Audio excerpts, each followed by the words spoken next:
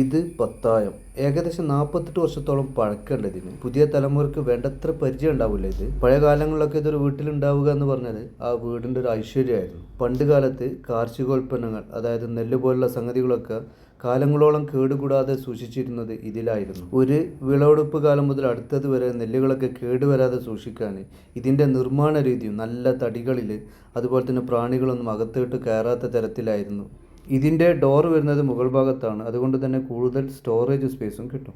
ഈ പത്തായത്തിന് 2 ഡോറുകളാണുള്ളത്. അതിൽ ഒന്നിൽ മാത്രമേ ലോക്ക് ഉള്ളൂ. ഒന്ന് തുറന്നാൽ മാത്രമേ മറ്റേതും തുറക്കാൻ പറ്റുള്ളൂ. അങ്ങനെയാണ് ഇതിൻ്റെ നിർമ്മാണ രീതി.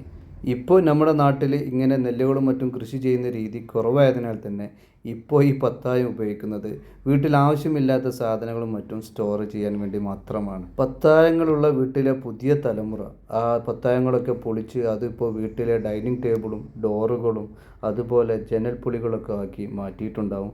അതിനാൽ തന്നെ ഇപ്പോൾ പത്തായങ്ങൾ കാണാൻ വളരെ പ്രയാസമാണ്. ഏതായാലും നമ്മുടെ പുതിയ തലമുറ പഴയകാല സ്റ്റോറേജ് സംവിധാനങ്ങളെക്കുറിച്ച് അറിയാൻ വേണ്ടി അവർക്ക് മനസ്സിലാക്കാൻ വേണ്ടി ചെയ്ത ഒരു പത്തായ വീഡിയോ ആണിത്.